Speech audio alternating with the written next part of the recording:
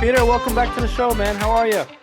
Fantastic, man. Thank you for having me back for number 3 or 4. I'm not even sure at this point. I don't know. The people will tell us in the comments, I'm sure. I think it's four. But so you've got your new studio room. We were just kind of chatting about that beforehand.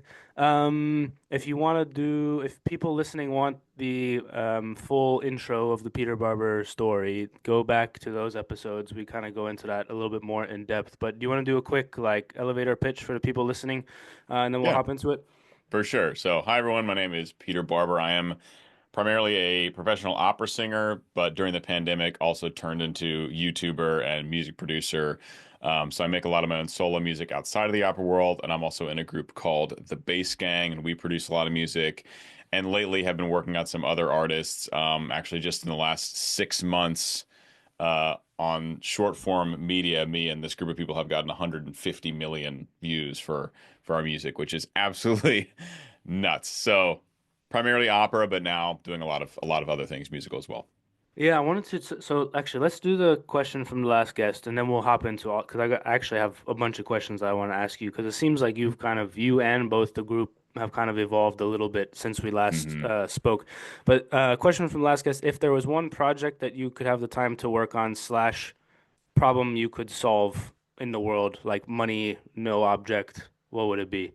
Well, I'll go with an easy one that's on the mind right now. This is one I'm working on whenever I can, but I constantly wish I had more time to work on it. I'm writing basically a 2 hour piece of original music about Achilles and the Iliad. And it's going to be probably 30 or 40 original songs, not opera, not musical theater. Probably there's going to be like a lot of pop style stuff and rock style stuff.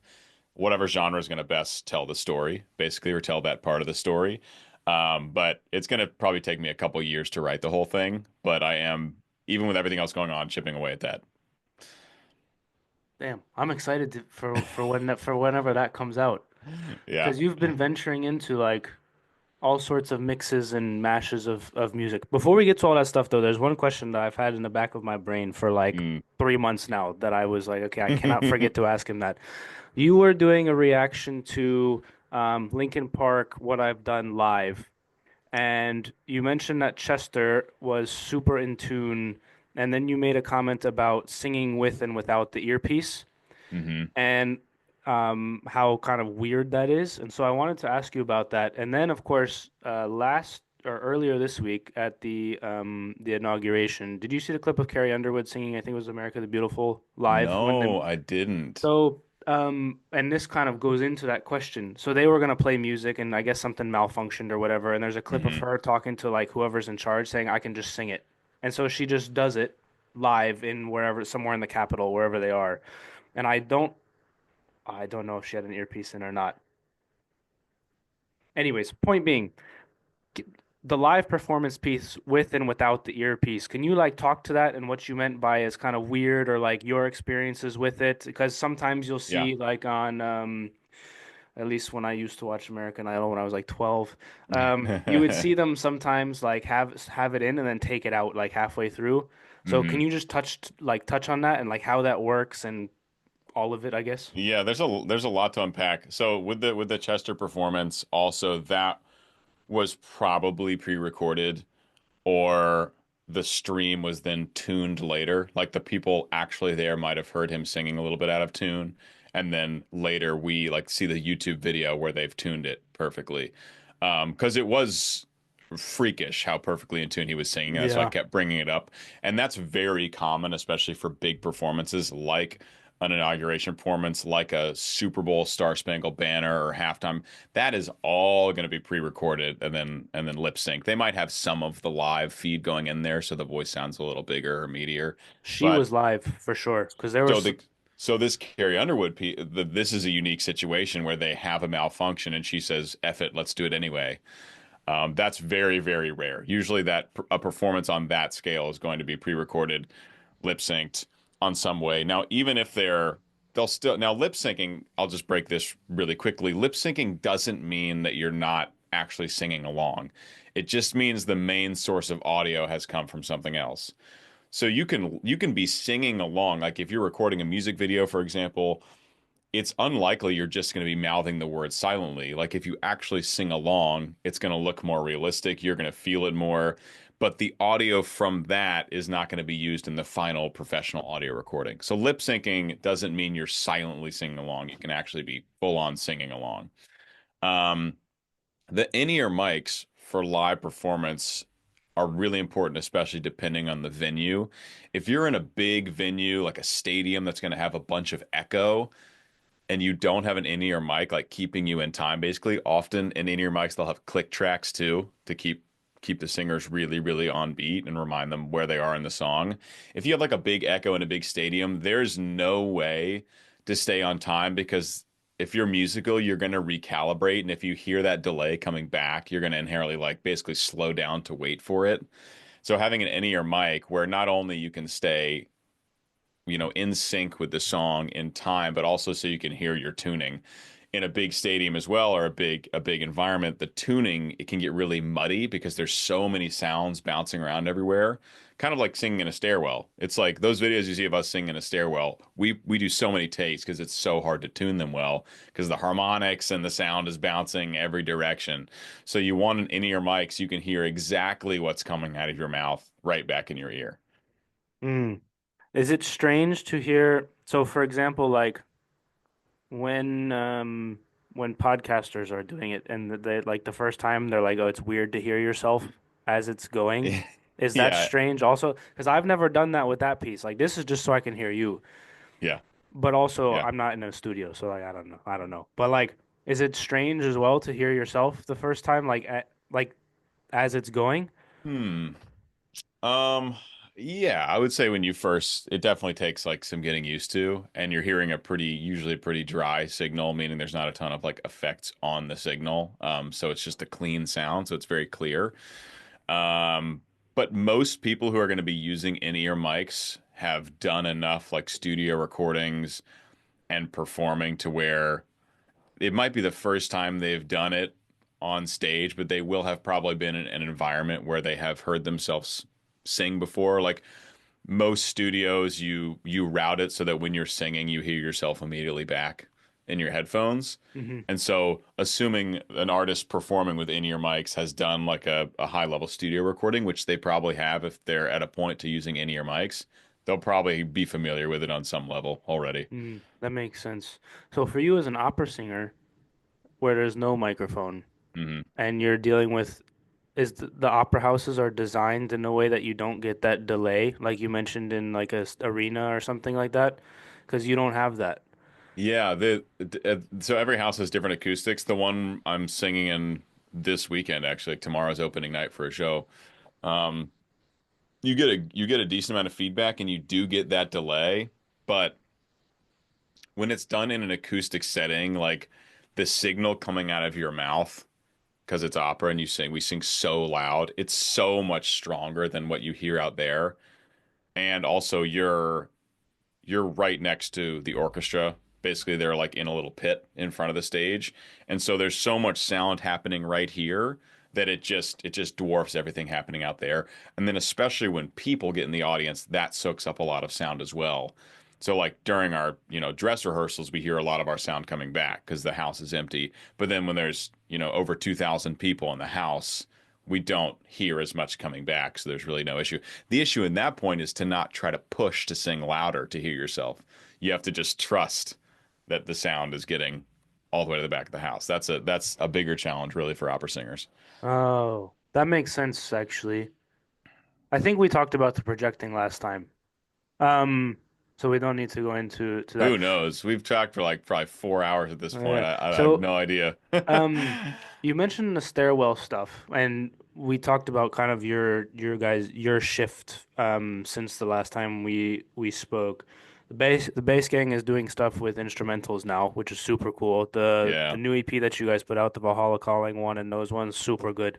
Thanks, man. I showed it to one of my friends. They're like, "Why are they not wearing shirts?" And I was like, "Artistic choice. I don't know. I'll ask him next time I see him." It's like, but so you guys have done some, you personally and the group, I guess, well, let's start with you personally. So you've been doing kind of solo projects for some time now. Hmm. Um, but you're shifting to like, you've leaned in super hard to the stairwell stuff, which I love it. But like, You've that was seemed like a conscious choice.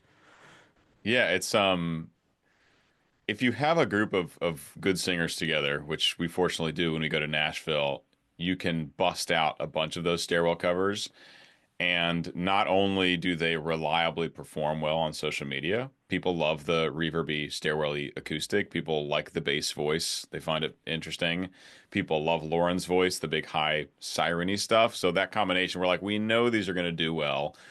And in addition to that, it is super, super fun and enjoyable for us to get together.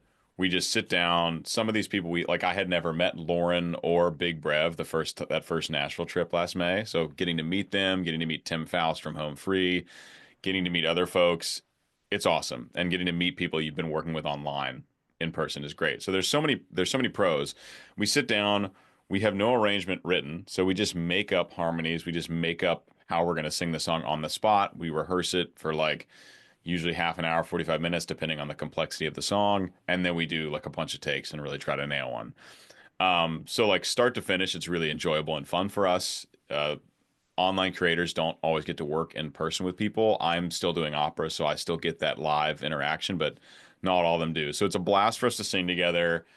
Um, it pushes us as musicians to make up arrangements and sing with these difficult acoustics. They perform really well, which is good for all of our platforms. So it's just like wins all around. So they're a vehicle for platform growth. They're not the end goal. Like we're not making a bunch of money on the stairwell content. But now we've just started recording studio versions of some of the songs. Like we just released a version of the Halo theme, um, like fully professional, released through a record label. And assuming that performs well, we'll probably do that with other of our most popular covers from the Stairwell. So it's like, you know, steps along the path, but it's also really fun for us. Yeah, the Halo one, I think you guys put out a reel or preview or something the Hmm. other day. That one, Yeah. yeah, that one also sounds super good. So like when you go through, do you know what songs that you want to do before you get there? You said you just make the arrangements up on the fly. Like how does that work? So obviously, not obviously for people, obviously for me because we've spoken before, but not obviously for people listening. Like if you and Bobby are there as two basses and then Lauren is super high and Hmm. getting that to kind of mix. Obviously you guys did, I keep saying obviously because we've spoken so many times. Um, the the Halloween one that you guys did with Lauren a few years ago. So Hide you and guys seek. had, yeah, hide and seek. So you guys had some level of experience kind of mixing the two, but then adding Big Brev. Yeah. Like, do you have songs that you're saying these will work well with these types of voices, or like how does that process work of arranging as you're going? Yeah. It depends on the song. Some songs, the three basses will just drone alone. A drone just means you sing a pitch for a very long period of time, and then you do what's called stagger breathing, where someone takes a breath while the other two keep singing, so the drone always goes. And then Lauren will sing something high that just kind of soars above. Or we've done videos with Jada, who's another really wonderful singer from Nashville, and she'll sing above us while we're droning. And then that's the easiest way to do it. Super easy for us to do that, and easy, you know, for the singer to sing above us. The trickier ones are when we try to have more layers of harmony. So like it might be Bobby and Brev on the lowest bass harmony. It might be me singing like a fifth or an octave above them. If Tim Faust is there with us, which he was last time, maybe he'll sing with me or he'll sing a lower one and he'll make up a new harmony. And then we have another soloist singing even higher above that. And so that's when the arrangements get more complex because you have to figure out when which harmonies are going to move, where they're going to move. Do you want to add like embellishments moving from one note to the next, or just like very clearly go from one note more simply? So a lot more factors come into play, and it really depends on the song. Like, trying to think. For example, we put out a couple with this girl named Ava from Nashville last time we were there. She's got the orange hair. And so for a couple of those songs, me and Bobby were singing bass lines. Brev was actually singing a higher harmony up in his high falsetto above Ava, and then Ava was singing like the female lead vocal.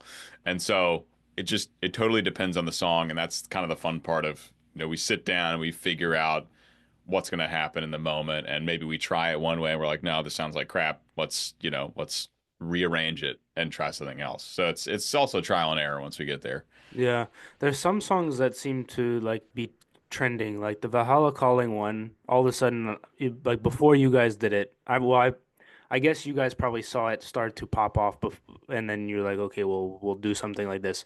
But Hmm. like maybe 6 months before you guys put it out, all of a sudden I started to see it just everywhere, all sorts of different covers, like Peyton Parrish and Hmm.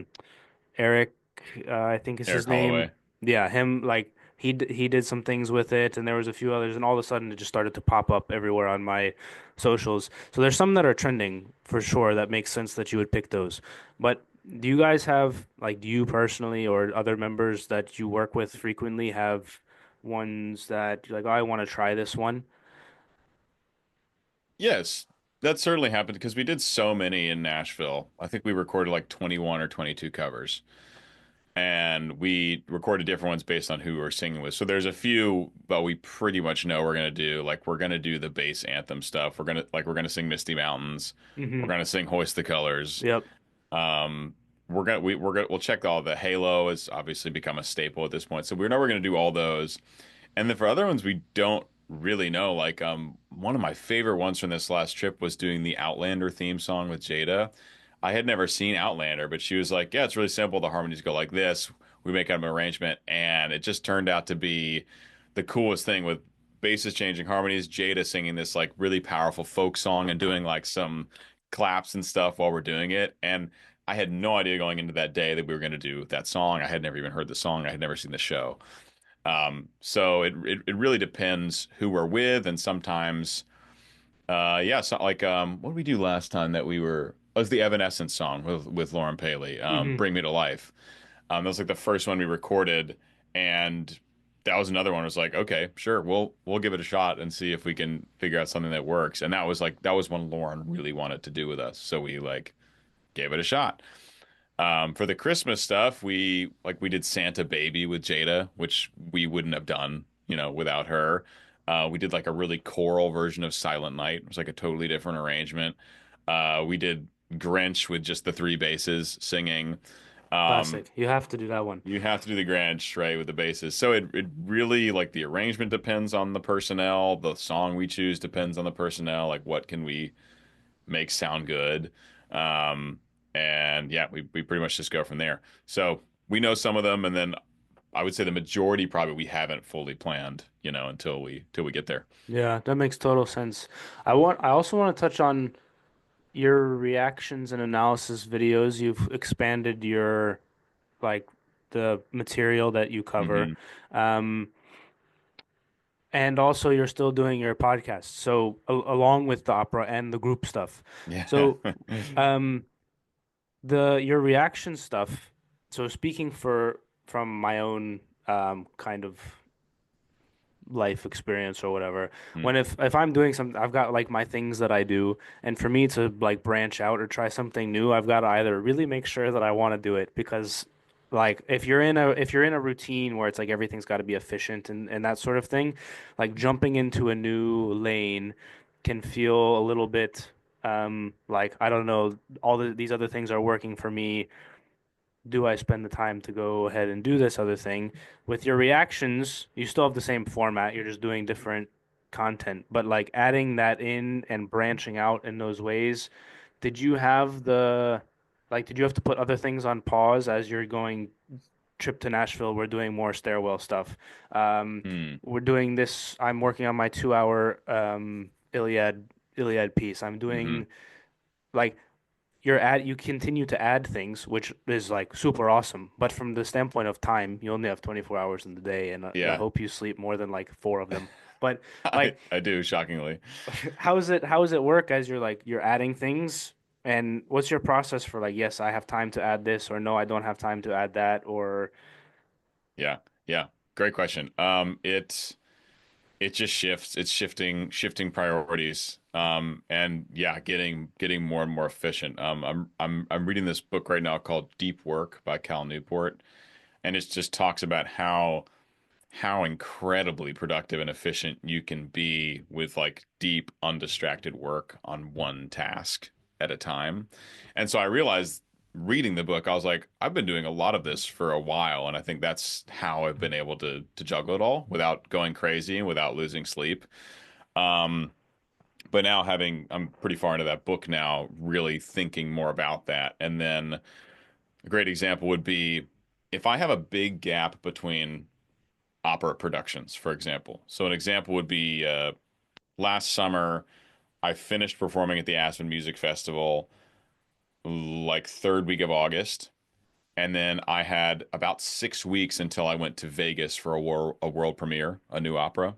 Um, and the role for the world premiere was easy. It was in English. The music was not difficult. I was like, I know I'm gonna be able to learn this front to back in like a week or less. So for a whole month, opera was totally on the back burner. And I was getting up every morning and I was recording analysis videos to get super far ahead. And I was scheduling tons of podcast episodes and I was writing a bunch of music. At the time, I was working on a lot of stuff for the Bass Gangs EP because we were like 2 months away from releasing it at that point.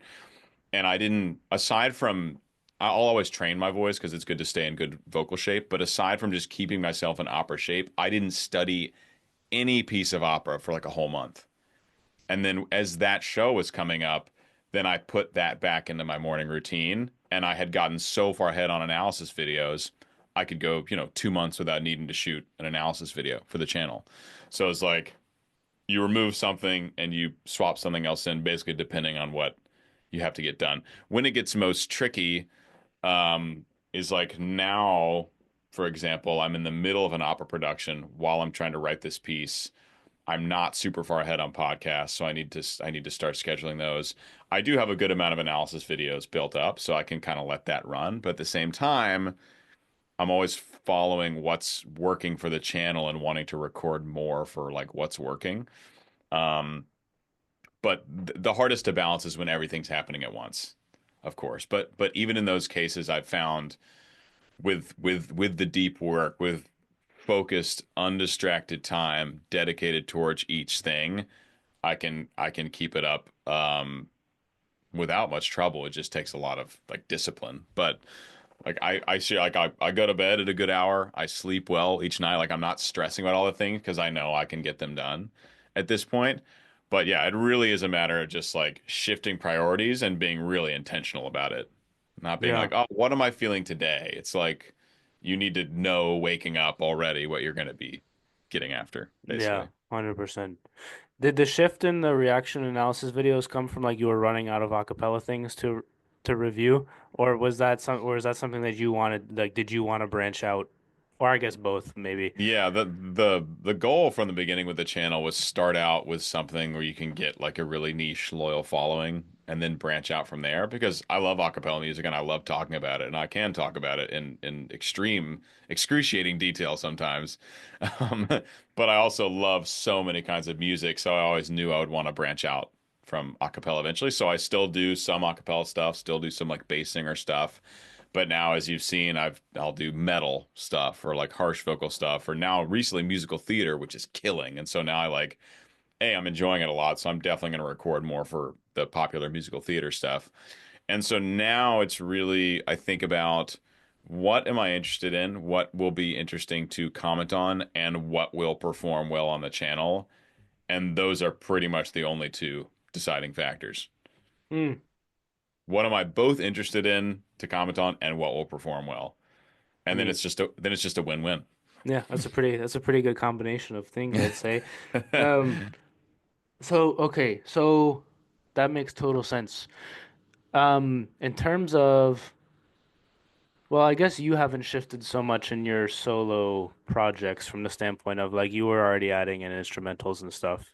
But the Yeah. addition of those into the bass gang, that's a new wrinkle of things, and I think it caught the other thing that I want to comment on that you guys, or at least this acapella kind of group has its like Mortius and Kaz and Jen, like it's got you guys have got your like circle of like everyone promotes each other's stuff and reacts to each other's stuff, and Hmm. it's pretty cool. And I remember watching, I don't remember who it was, but when the guitars went in Valhalla Calling, everyone was surprised. They're like, "Oh my God, they've added instrumentals." Yeah. Um, Yeah. so that shift, that's another cool shift for you guys, and that opens up, I think, a lot of doors from the standpoint of well, you guys are all basses, which is the whole point. But like it gives you way more um like arena to cover in terms of Yeah. musical choice. So was that like walk through, I guess, the process of yeah, now's the time, now we're gonna do that. Yeah. So we had dabbled in it before on a much smaller scale. So the first time we had a non-acapella song was Mad World on our second EP, but it was just drums. Everything else was vocal. It was just Tommy had this idea about having these big drums in Mad World, and we were like, dude, I don't know. Like we've only done acapella so far. Turns out to be a brilliant idea. Like that is by far the most popular song off the second EP. The next one we did was Bones, which I produced. It was our cover of Imagine Dragons' Bones, and I put like samples and electronics and stuff in there. That was summer of 2022. Then for the third EP for Arabian Nights and Be Prepared, there were some drums and some percussive elements that weren't a cappella, but still mostly a cappella. Always been very vocally Hmm. heavy and vocally driven. And then this fourth EP was the first time where we like it was still I mean it's still very vocally heavy and vocally driven. There's still absurd crazy harmonies happening all the time and Yeah. crazy vocal ranges, but effectively like a full metal band in Valhalla Calling. Um Ali the Piper and the violinist Jonathan Warren on Reigns of Castamere along with the big epic war drums and orchestration there.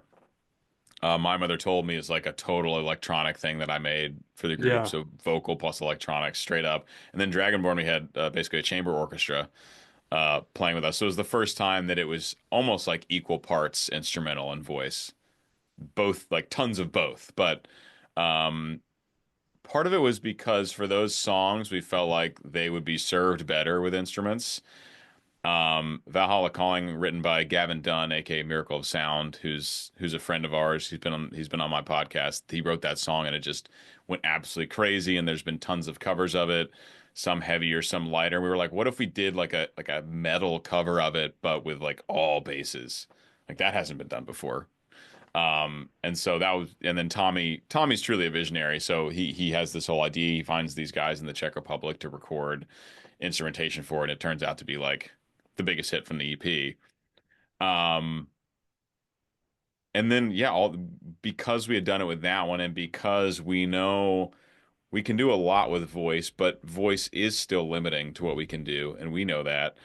Um, and acapella is such a niche genre, and it's beyond its heyday at this point. Like it was acapella was huge when Pitch Perfect came out and the Sing Off was on and Pentatonics had just hit the scene, and it's really just it's gone the popularity for it's kind of gone down. It gets solidified as a genre now, but it does not have the hype it once did.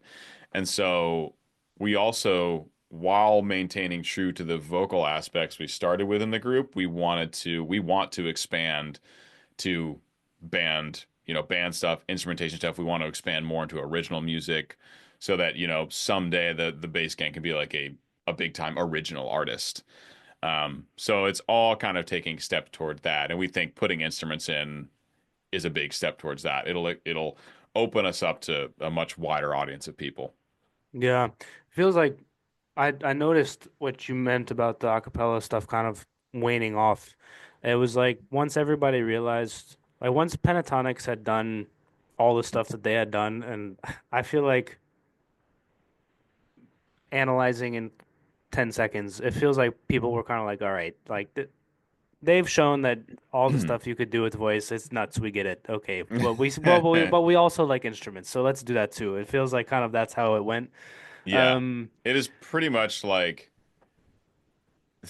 doing a cappella. It can be stunningly beautiful in a way that instruments can't, just because the human voice can be so captivating. But generally, if you like a song that's a cappella, you'd probably like it as much or more if it had a fully fleshed out instrumentation behind it. yeah, It's just my like if you love a song, you might also love an a cappella version of the song, but most people, not all, but most people will like the non-a cappella version more. yeah. I think the thing that acapella does super well. is the mashups and the transitions. Like voice play comes to mind for that. They For are some of, fantastic. They're my yeah, favorite. They're my favorite group. yeah, they've done some amazing ones. Their Grinch one was very good. Their Moana mashup was very good. I think there was another couple that were also very They're good. so But creative, yeah, and Lane Stein, who's their beatboxer and often arranges and mixes for them, is so good that he does so many sounds as a beatboxer where it almost doesn't feel like a cappella sometimes, yeah, which is really fantastic. And the producers are great, so it's like it is a cappella, but it's not like stereotypical a cappella, and they're no, so creative. Like it's juiced. it's juiced a cappella, and their arrangements are amazing too. So creative. You've had some of. Did you have Lane on your podcast? I I believe. did. So Uh-huh. about so you're doing all your musical stuff, and then you're also hitting another side of your development, which is like the interviewer, conversationalist side. Hmm. I would say it's easier when you know a lot about the subject is more comfortable. But at the same time, talk to your own, and I'm very curious about this because I've been on a similar journey in terms of my own development Hmm. as an interviewer and picking up on things. And like you've got to, like somebody will say an answer, and the first part of their answer you want to ask more about, but they're still talking, so you have to pay attention, but Yep. not forget the question that you want to ask, like all that sort of stuff. So like talk through. So you go into, you're like, I'm recording, I'm analyzing music, and now I'm gonna go interview this person who I Hmm. know a lot about what they're doing, but also like they've got something new to bring. Like it's a different piece of your brain. Yeah. You go from the creative to maybe more analytical a little bit for Hmm. that. How's that development been for you? Because I think did you take a break from it, if I recall I correctly? did. Yeah. Yeah, Yeah. yeah. I So talk to that. I started the podcast during the pandemic, like everyone, and at some point during my operatic training at the Academy of Vocal Arts in Philly, I just mothballed it. I was like, I can't keep this up. I can't keep scheduling. There's too much. Now I could, like now I can do it because like we talked about a minute ago, all those skills have developed and efficiency and everything. But I brought it back. It was just summer of 2023 where I brought it back and have been consistently releasing an episode. I just do every 2 weeks. So I don't release a ton. I think I put out 50 or 60 episodes at this point.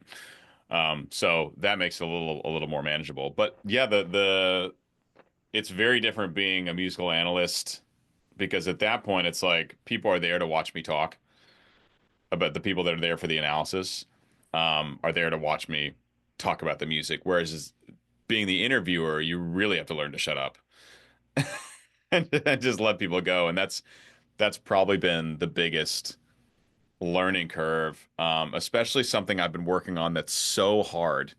But I got this tip from Modern Wisdom. I don't know if you listen to Modern Wisdom Yeah, with Chris, Chris dude, was Chris is great. so good, and he said something on one of his like quarter million updates where he talks about life lessons and stuff. He said he's been working on just asking a question and then not taking the time to clarify afterwards. Like, so you would just ask like, so trying to think of a good example. If you were to ask me just like, so tell me about this Achilles project. That's it. Instead of Mm, like, so tell me about the Achilles project and like what instrumentation are you thinking and what genres are you thinking and asking questions upon the questions.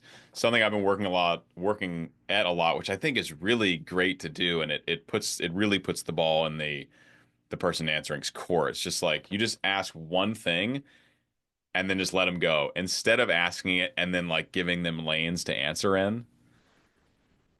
I don't know if you've thought about this at all, but it's something Chris does extremely well. He'll just be like, "So tell me more about that." yeah.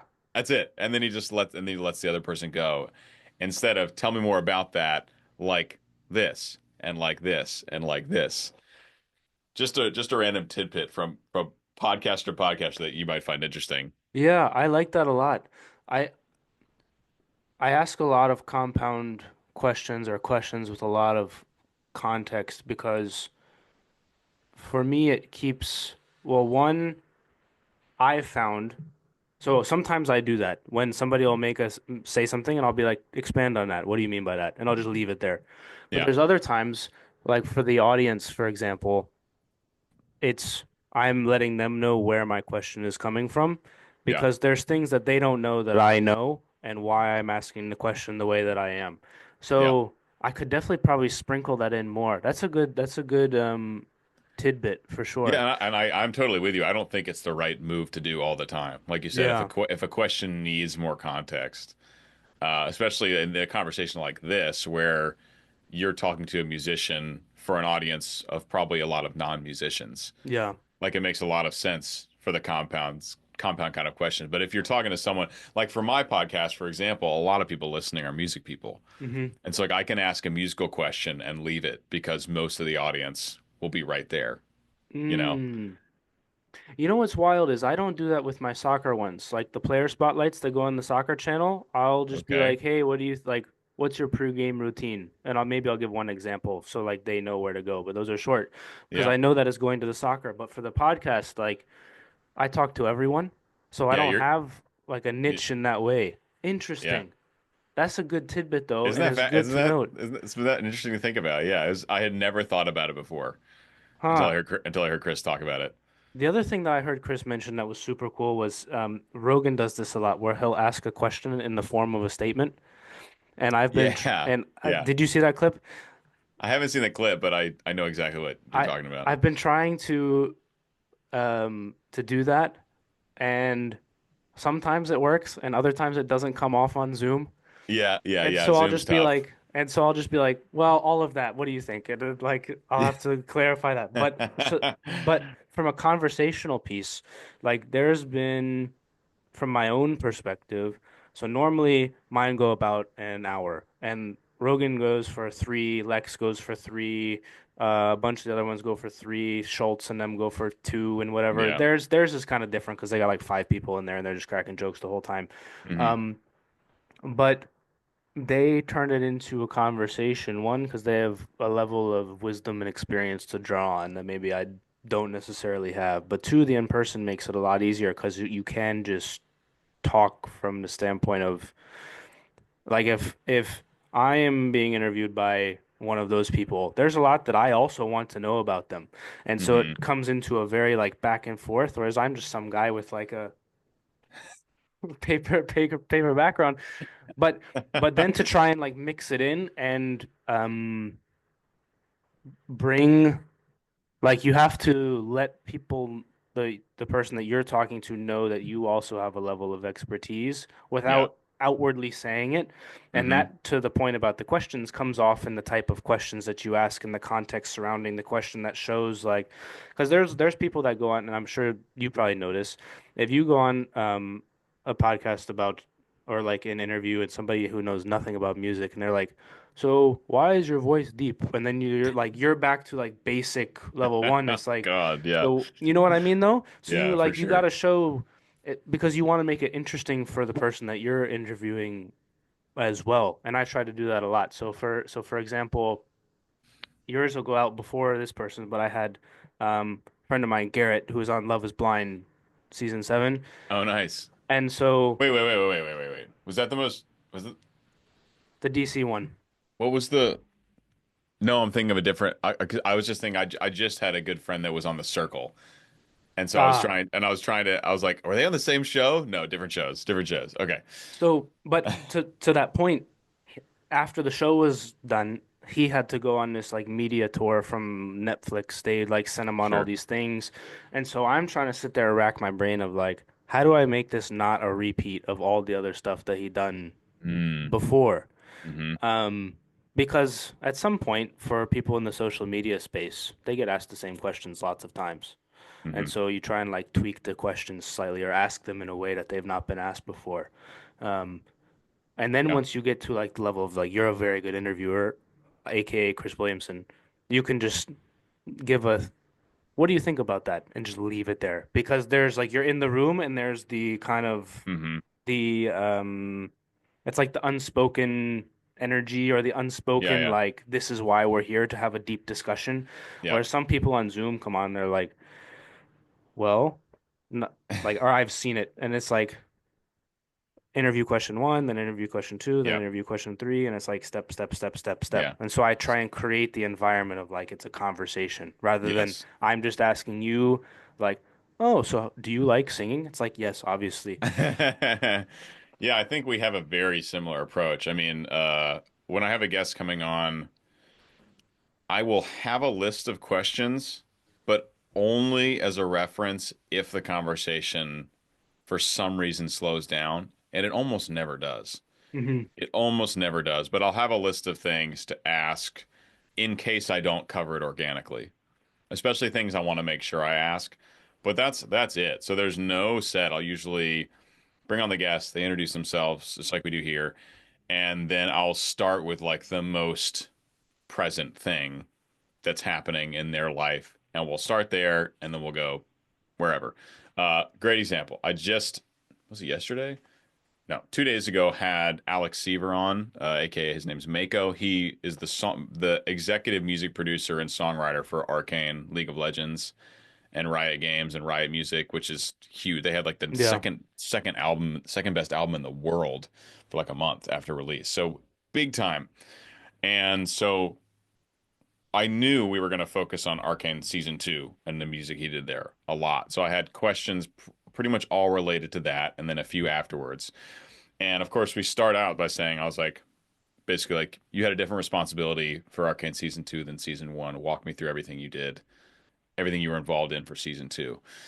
And that ended up, I mean, that just Arcane season two took up the whole episode. We didn't even get to the stuff like down below, and I didn't have to reference the list at all. I just had it there just in case. But it's all very organic, always feels like a conversation. Especially when it's two musicians, you can really bounce back and forth. Unfortunately, you know some things about music, so our conversations can feel very organic and back and forth, which I feel like when you're doing interviews virtually, that is such an important element. Like I just Yeah. can't imagine anyone wanting to sit through an interview that's just virtual and just question, question, question. Like there has to be chemistry there on screen, or it's going to be painfully Hmm. boring. I would think for most viewers. Have you worked on building like the skill of building that level of so actually, let me ask you this then. Do you talk to them like prior to recording? Just Always or for no? just for a few minutes. But you always do it? Always. So there's sometimes that I don't get the chance to do it, and the first time I meet them is like, "All right, you ready to go?" It's like, "Okay, we're going." And so that part, because you have to build that level of like, one, you can trust me to not ask you a gotcha question or try and put you in Yeah. a crap situation. But two, I need you to open up because otherwise this is gonna suck. Yeah. And like you have like so talk to your experience of being able to build that very quickly. Because there's some like, for example, Matt from Pentatonics. hmm He's probably got a lot of people that want to talk to him, Yeah. me included. Anyways, but he's probably got a lot of people that want to talk to him. So for him, it's probably natural for him. And I've never met him, so I don't know. So if you maybe this is not the case, but for somebody of that public profile or stature, hmm it is more natural for them to feel guarded and to give their like generic kind of answers Media to all the trained. exactly, Yeah. exactly. So you have to create an environment where you can snap them out of that. Have Yeah. talk to your experience of doing that, or Yeah. like was that difficult It's for you, or like the first time it happened? Were you in an interview when you're like, damn, they're still in like media train mode. I need to like snap them out of it. 100%. And maybe not even media trained mode per se, because that I think that only really happens with the big people, Yeah. Like a Matt Sallee or a Janet Varney, who was the voice of Cora, but she was so loving and friendly that wasn't even a thing. But someone on that level. But it had, I mean, I find almost every episode this, I'm like, I wish that the audience could just start at 30 minutes in, because like 30 minutes in, it seems like we're best friends having a conversation. And even if it's comfortable very quickly, there's like a level of comfort and opening up that happens only after a certain period of time. So we might get a few minutes before the interview just to be like, "Hey, how you doing? How's your day going? I'm so excited to chat with you, blah blah blah. This is how it's going to go."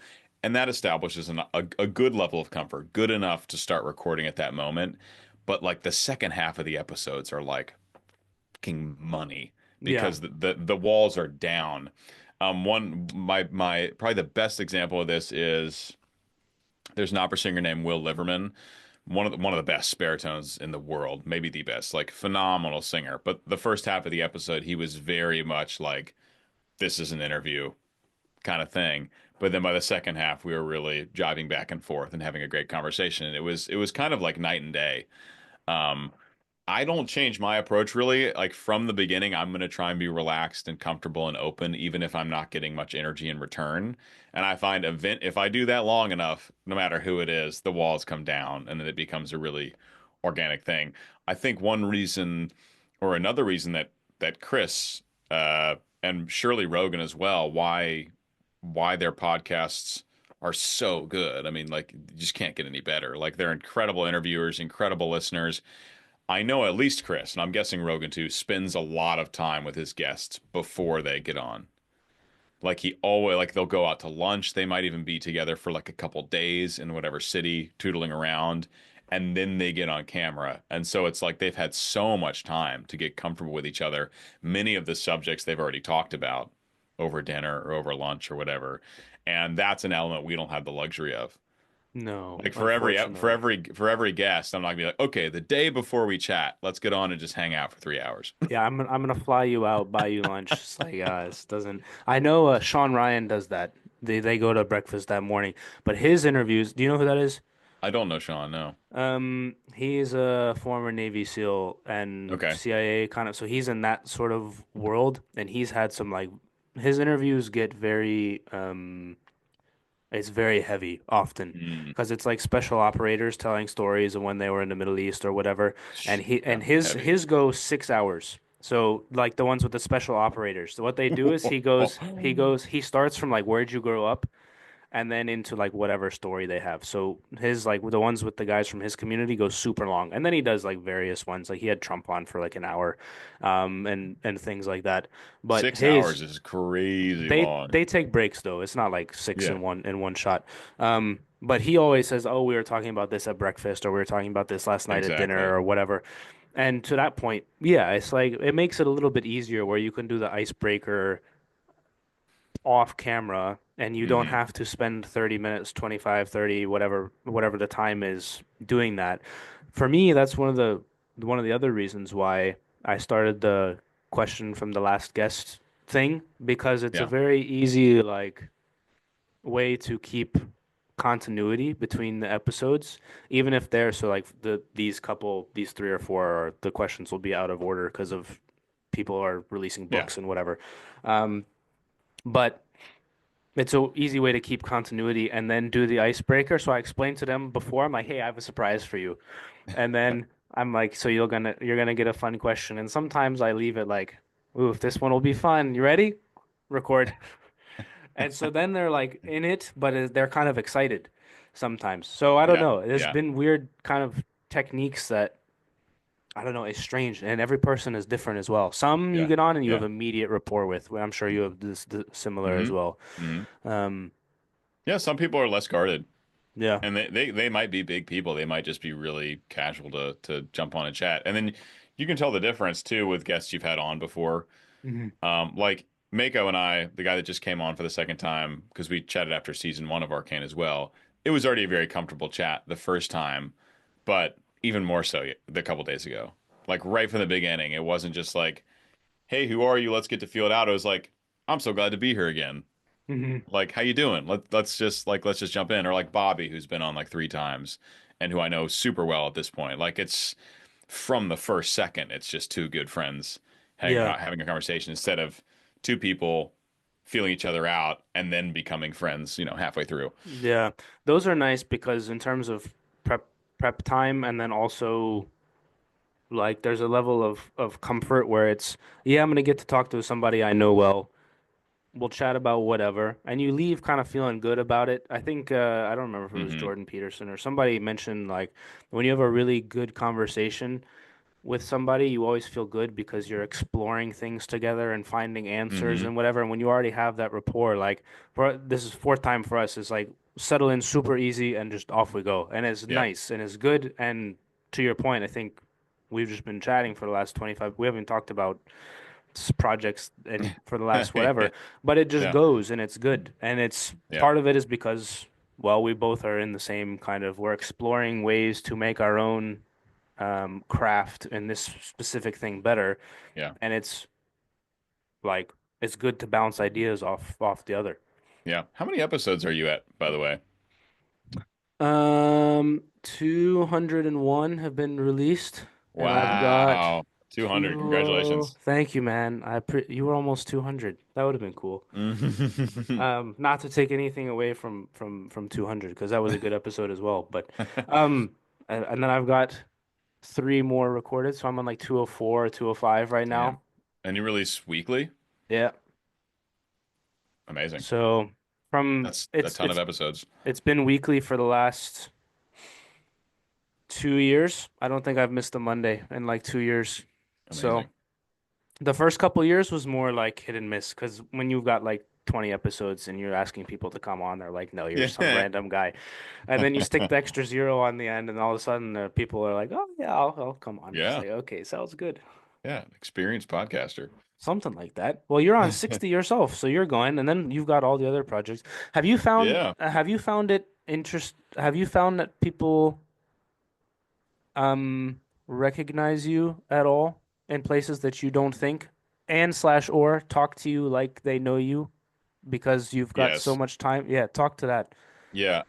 It's just getting to the point where I'll get recognized in public once in a while. Especially like in Nashville, if I'm walking around with Bobby and Big Brev, like the stairwell stuff has gone viral enough times to where people see us together, they're like, oh, they're the It's bass those guys. guys. Yeah, Yeah, yeah. the low voice guys. So that happens. The YouTube channel once in a while. I'm at 264,000 subscribers. Congrats So on that. I think you were at thank you. 150 or something last time we spoke, something like Yeah, that. past the quarter mil like month and a half ago or something, That's awesome. which is very exciting. So it's a lot of people compared to the population. It's still very small. So it's still like not many people are going to recognize you, and who knows, maybe more do, and they don't say anything. But it's just getting to that point, and it's also at the point where every time it's so incredibly exciting. Like I'll be as excited to be recognized as they are to to see me. It's at that point, and I know I'm the really famous people of the world I know don't feel that way. They're like, please get out of my face. But we're all me, Bobby, Brev, all these guys are at the point where like we get so excited when it happens, you know. Yeah. The feeling like people know me already or feel like I owe them something comes from the smaller communities, I would say. Um, Less so, at least so far, running into people in public. But sometimes you might get a patron or someone in a server that is just trying to take away a lot more of your time than they should, given the relationship. You know what I mean? Feeling entitled to really, or like, and I'll have people who reach out that I don't know at all, like that I really don't know at all. They might be on some server I'm on, and they're like, "Hey man, how's it going?" And I'm like, this is how you message people you know and have a rapport with, you know? It's Yeah. you don't just reach out to random people and say, "Hey, how's it going?" Yeah. That kind of thing. But Yeah. it's never been like a problem. It's really nothing I'm even gonna complain about at this point. At this point, it's almost entirely good things. Yeah. I even meant more from the standpoint of like some if you get recognized the amount of content that you've put out is Yeah. like and you like if you listen to somebody talk for 20 minutes a day, Hmm. then that's more time than you spend with like most people. Yeah. And so Yeah. like you Yeah. feel like you know that person from the standpoint and there would be times where or I've heard stories like people catch themselves like when they meet Rogan and they're like, "Oh, I feel like I know him," even though you've never met them at all. And like you Yeah. have to catch yourself because it's not even out of malicious. It's just like the amount of time that like you know how they think about stuff. You know what they like, what they don't like, all that stuff that you know stuff about them that you don't even know about your friends just because you've consumed that Yeah. much of what they're saying. Um, Yeah. the server part is interesting though. I hadn't even considered that because I don't even do. maybe I should do Patreon or something else. I don't know. I don't even do any of that stuff. But Patreon's great and Discord's great, just for, like building community and yeah, getting support that way. maybe I should do that. But yeah, I didn't even consider that to be honest. So that's interesting Yeah. as well. Yeah, it is interesting. I mean, the thing about like the podcast world or the YouTuber world is that people spend all that time with you. And like even my mom, it's very sweet, but I get to basically see you twice a week, even when we don't talk, because she comes to the like premieres for the analysis videos, which is very sweet. And it's like, okay, great, mom. If like that's gonna, make you feel like we're hanging out. Perfect. Where it's different, it's so different for like a really famous musician that doesn't have a platform like that, or a famous like movie actor that obviously is not going to have a Patreon or a Discord server. They're so far removed. Whereas you might have someone like Rogan, who's just as famous as anyone on the planet. He's one of the most Hmm. famous people on the planet. But because people have this FaceTime with him, it feels like they know him. It feels like they can just go up to him, as opposed to if you see Brad Pitt in person, you're probably going to shit your pants and Yeah. like run away. Yeah, At yeah, least you're I not would. wrong. Yeah, you're not wrong. That's wild. So you good on time? You got a few more minutes, or you got to run? No, I can do a few more minutes.